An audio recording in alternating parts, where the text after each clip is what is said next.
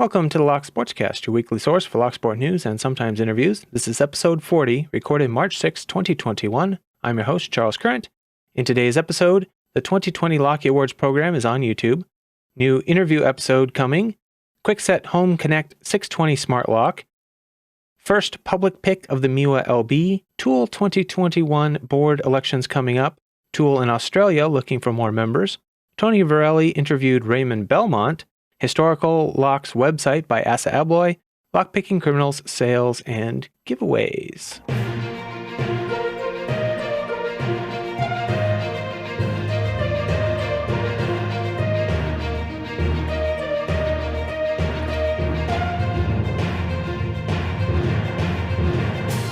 You can find the audio version of this show almost anywhere you listen to podcasts. And you can find the video version currently on YouTube. Live streams are available on YouTube, Twitch, and DLive. Links to stories discussed will be in the show notes. Some of the platforms that I distribute this on limit the length of the show notes and the ability to put clickable links in there. So if you're using one of those, go to thelocksportscast.com, where there will always be full show notes with links. Announcements this week. The 2021 Locky Awards are now complete. I did the live stream on March 5th. The recorded live stream is up on the Lock Sportscast YouTube channel. I've decided not to announce the winners here this week so that I don't spoil it for anyone who wants to watch the full show and just hasn't had a chance yet. If you do watch that show, you can skip to 14 minutes and about 50 seconds to get to the real start of the show.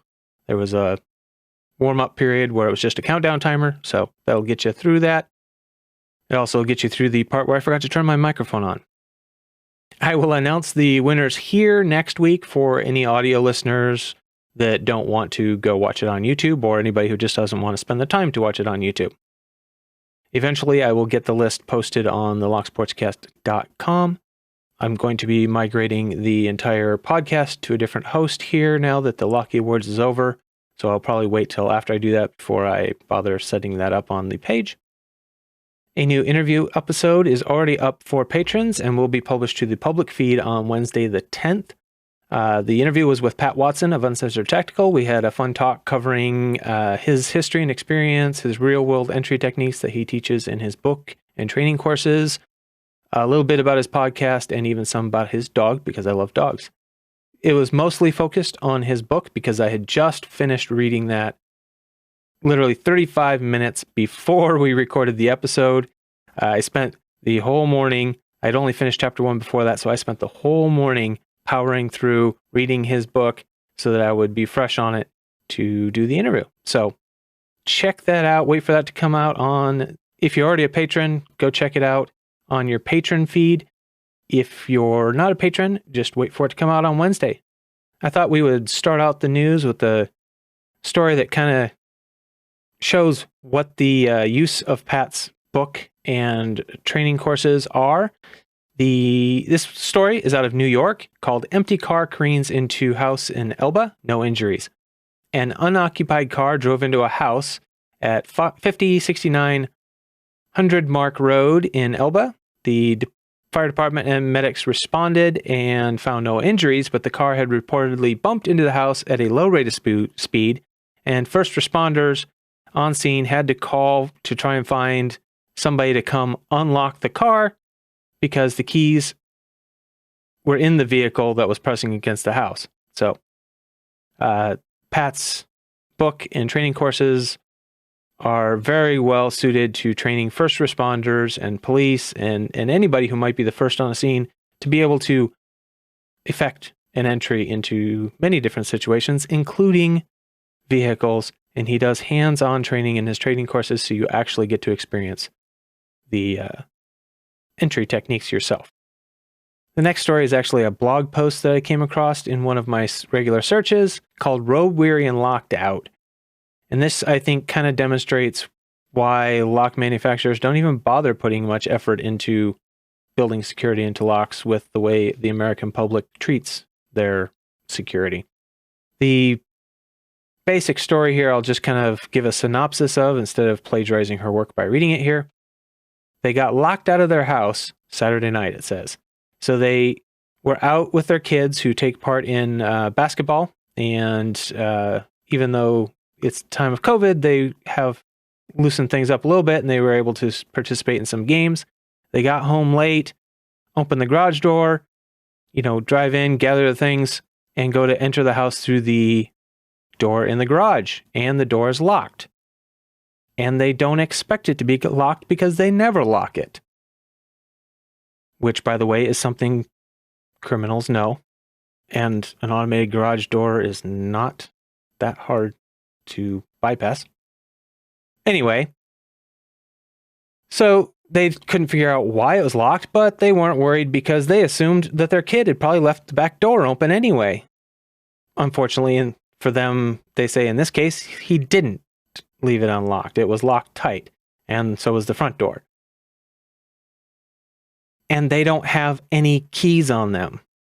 They always rely on the automatic garage door opener, enter through the garage, and the unlocked door to the house from there. And they assume their kids are just going to leave the back door unlocked, which is where most criminals are going to go in the first place. The story continues. They searched for somebody who had a key to their house, their best friend who didn't have it, their next door neighbor who wasn't home that they thought they'd given a key to. They called several locksmiths, a total of 4, who apparently were not answering their phone on a Saturday night. So they called the police. The police said, well, we can break your door down, because obviously they haven't taken Pat's training. So finally, one of the kids has to go number 2, and she takes the kids to a store to take care of that business. Meanwhile, the husband takes evidently a hammer and screwdriver to the doorknob and busted it apart so he could get the door open. And her lessons learned from this experience, as she lists them, is I should definitely keep a spare house key in my purse. How about keeping a key at all in your purse or your key ring? Why don't you have one? Why doesn't your husband have one? Anyway, 24-hour service doesn't always mean 24-hour service, and I probably shouldn't trust a 3-year-old even though he's adorable. Why would manufacturers of American locks put too much effort into it when this is, as far as I can gather, a fairly common occurrence in American households? Next, Kwikset has announced their Home Connect 620 Smart Lock.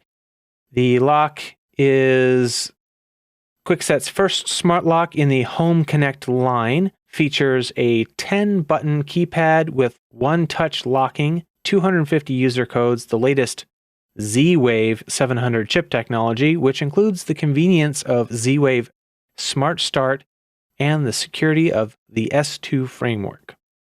It is designed to integrate with a variety of smart home systems and delivers convenience and peace of mind to homeowners with complete remote locking and unlocking via smartphones, tablets, when paired with supported home platform.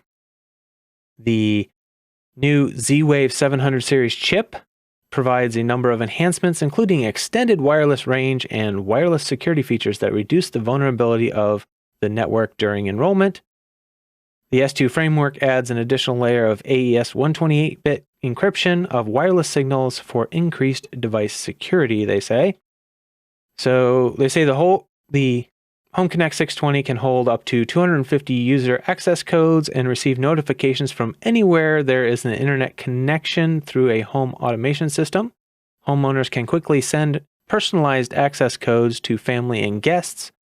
The master code feature of the Home Connect 620 protects commands and settings to prevent lock tampering and can be managed wirelessly for additional security and lock management. It features Kwikset's latest version of the patented Smart Key security system and is easily installed, replacing existing deadbolt with just a screwdriver, no hard wiring needed, and is Grade 2 certified. And the MSRP is $149.99. And normally this is where I go off about all these convenience features and wireless and smartphone apps being a bad idea. But after the story I just read, I guess it really doesn't matter. If this gets people to actually lock their house, maybe I'm going the wrong way. Maybe we need more of this thing so people will actually lock their house. I mean, the risk of a criminal coming in through the doors you don't lock versus the risk of a criminal, looking up online and learning how to hack your smart lock are very different. So I guess lesser of two evils, let them have a smart lock. In community news, Artichoke 2000 wanted to let us know that Legend of the Samurai is officially the first person in the world to publicly pick the MIWA LB, and there's a video published on his channel, number 43, MIWA LB picked and partially gutted. I recommend you check it out. These first pick videos are always impressive. And this week, TOOOL sent out a notification that they are doing their 2021 board elections. 2 of the 5 seats are up for election on the TOOOL US Board of Directors. They say, we try to make TOOOL better every year, and the elections are no exception. This year, to help members vote for their vision of the organization, we are offering a third way you can help select TOOOL's newest senior leadership. The ways you can help are stand for election, vote for election, or the new way you can help is submit questions for the candidates. And they say, remember, to do any of them, you must be a member in good standing. You can check your membership status at members.toool.us. The timeline for the elections: questions are due by March 12th, nominations are due by March 19th, candidate videos are due by March 26th, and voting will be open April 2nd through 23rd. As in previous years, voting will be via email using ranked choice voting. So again, your options are basically you can stand for election, which means you want to be a candidate. You can vote for the candidates, and you can ask questions of the candidates.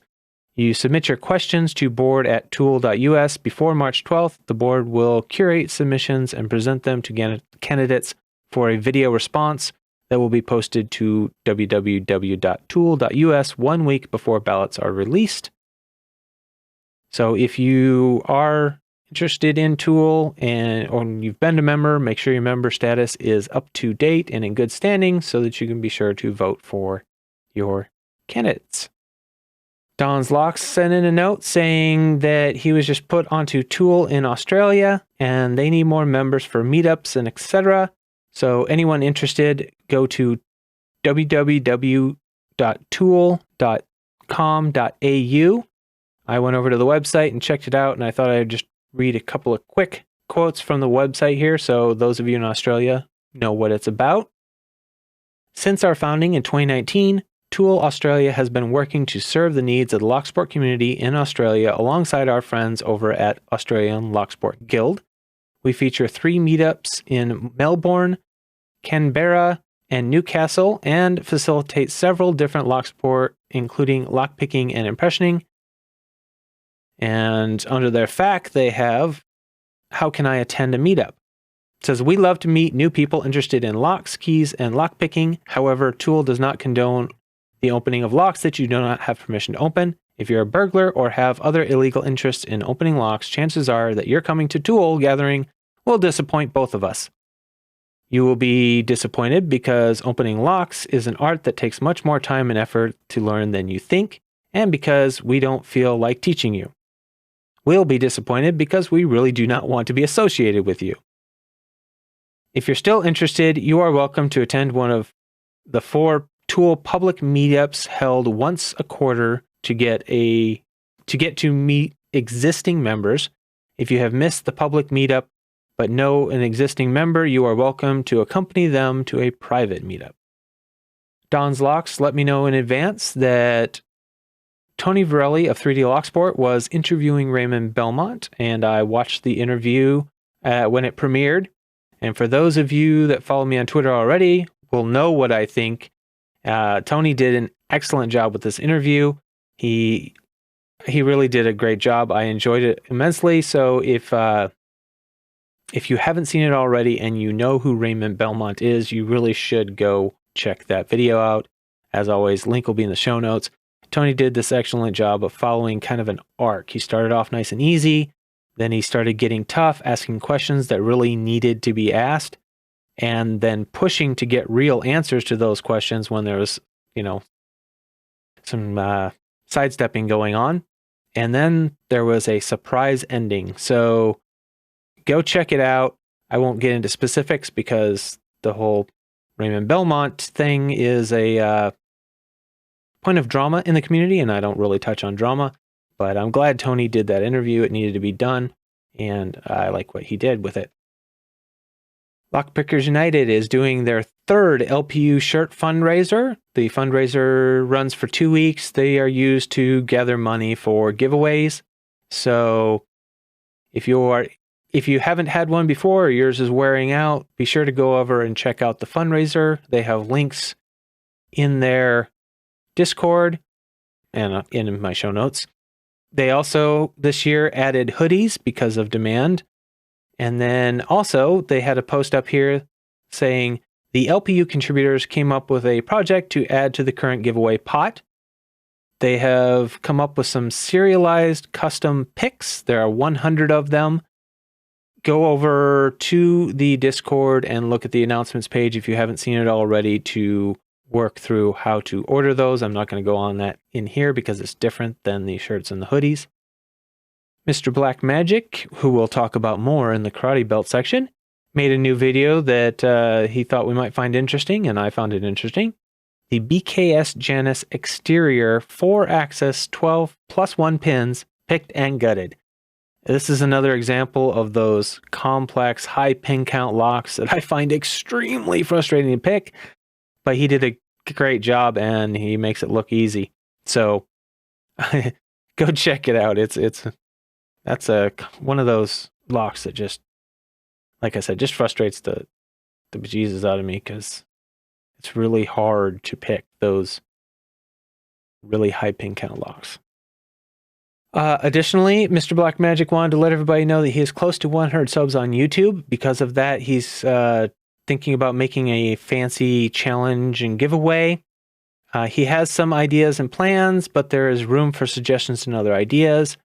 He would be interested in feedback from others in the community with ideas or wishes that they want in a challenge or giveaway. So they can write him on Discord or Reddit if they'd like to give him some ideas or some requests. He says maybe even he could have a contest to develop the coolest challenge or contest design, and the winner idea will be the following contest for his channel. Just something he thought might be possible. Anyway, if you have any ideas, head over to Discord or Reddit, get in touch with Mr. Black Magic, and pitch your ideas. See what he can do. Speedlocks.org has a few new records. We have the Master Lock number 3 by Panda-Frog in 1.668 seconds. The ASA Twin V10 by Dr. Hogmaster in 2 minutes, 2.72 seconds. Master Lock number 4 by Roon in 2.236 seconds. And the Lockwood 110/40 by Lemon in 5.534 seconds. These guys are lightning fast. There has been a rule change to do with bidding over at speedlocks.org that did put some of the old records in a slightly invalid position. I'm not sure exactly how they're going to handle that at this point, but there has been a rule change, so you should go over there and check that out if you're interested in getting any records or you had some previous standing records.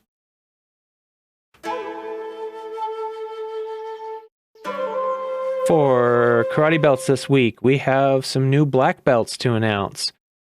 From the LPU Discord, the first announcement reads, I am proud to welcome Rain to the rank of black belt. He tore through 6 locks to reach his crowning achievement. These locks were the EVA 3KS false gates, no mastering, the Zeiss Icon WSW interior, the Dom IX Twin Star, the Urban Alps Stealth Key, the ASA Twin 6000 with Jins, and the EVA ICS. Please send him all your love and congratulations. The next announcement reads, I would like to be the first to congratulate Dr. Hogmaster on attaining his black belt. He went through 2 epic quests, having impressioned a tamper-sealed lock from Diggs, created a spec document for an ICS pick, made a sweet custom pick. As well, he went beyond the requirements by picking 3 black belt locks, the EVA 3KS, the very difficult EVA ICS, and the ASA Twin V10 with barrels. The third announcement, yes, 3 black belts this week, says, I am happy to welcome the foxy Mr. Black Magic to his well-earned black belt. He picked his way through 6 tough locks to get the top of the lock mountain. With the locks he picked were the EVA 3KS Plus, Zeiss Icon WSW, ASA DP4400, Dom IX Twin Star, Zeiss Icon SK6 Extra Code, a Supreme Achievement, and the EVA ICS Cookie. Check out his videos for some fancy lock content, it says. Congratulations, gentlemen. Well done. And 3 in 1 week. But I didn't see any other belts publicly purple or above, so that's where we'll leave that this week. Remember, the show is only possible because of your support and the support of others in the community. So if you value the show, please give back a little bit to the show if you can, in the way of news, links, information about giveaways, anything that has to do with the locksport community or anything you think they'd find interesting. Send it in to either podcast@thelocksportscast.com or just check the other methods in the show notes, or you can always go to thelocksportscast.com and there's plenty of ways to contact me over there. You can share the podcast with your other lockpicking friends to help spread the word. More people that know about it, the more people that share information. You can leave a comment and a thumbs up on YouTube to help the logarithm. Leave a comment on your favorite podcasting platform. Or if you want, you can financially support the show by donating on PayPal or subscribing on Patreon. Patrons do get early access to episodes. Usually it's only about a day. For the interview episodes, I try to make it about a week. You get a private RSS feed if you want it from Patreon that gives you those early access. If you support the show with a donation or information, I'll give you a shout out on the show, and I'll give you a producer credit in the show notes. I did create a new Patreon level at $2 a month that I just called a fan level. So if you want to do that, it does not include all of the links in the show notes and stuff. But it is something you can do if you just want to support at a lower level in the $5 a month. And I'm considering that maybe at the end of this month, I'm going to lock the current executive producer membership. And it will only be for the people that have already signed up for it. That way, it's kind of an exclusive thing, and I will probably rename it to something like Founding Executive Producers. Because these are the people that have signed up on Patreon in the earlier days of this show before I really found my feet. I really appreciate their support. It's a big part of why I felt motivated to keep pushing through this, even though I was having a lot of issues trying to figure out the schedule and how to do it quickly. They really stepped up, and by starting to donate early, really made me motivated to keep going, because now people were giving me money for something. You can't let them down. Anyway, so really you have the people that have been supporting the show both in content and on Patreon and PayPal. If you're enjoying the show, go check out their links and their channels, and they are the reason the show exists. So with that said, it's time to thank the people that made this show possible.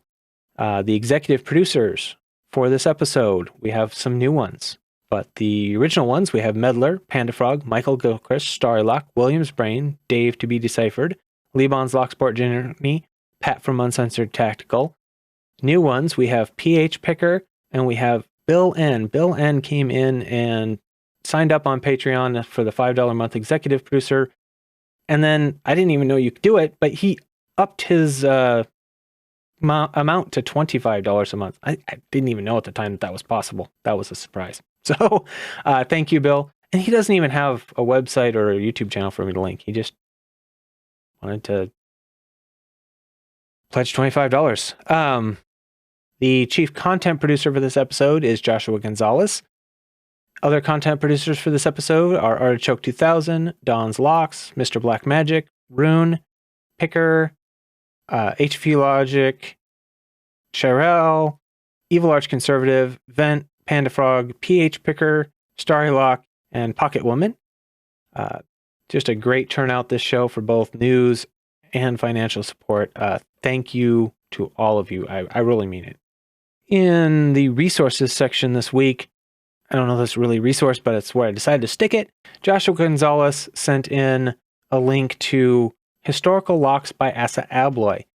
And I found this an interesting site. I spent a few minutes looking over the site, and I have to say it lives up to its name. It's loaded with historical lock information.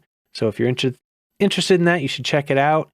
I'll just read a brief bit of the website where it describes what it's about. It says, "Welcome to Historical Locks. These pages are the work of Raymond Borg, PhD in aesthetics, ethnologist, and engineer, and the Assa Abloy Lock Group.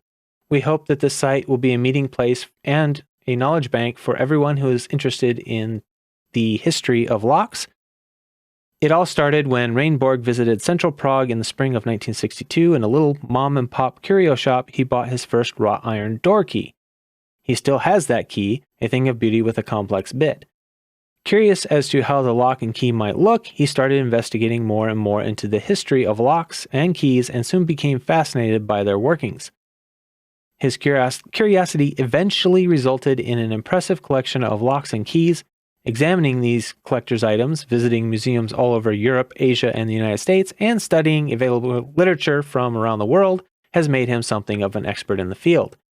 Rain decided to share his fascination with these wonderful things, and in a meeting with the Assa Abloy Group in late 2003, the idea was born to create dynamic web-based platform for locks and keys based on Rain's collection and drawings.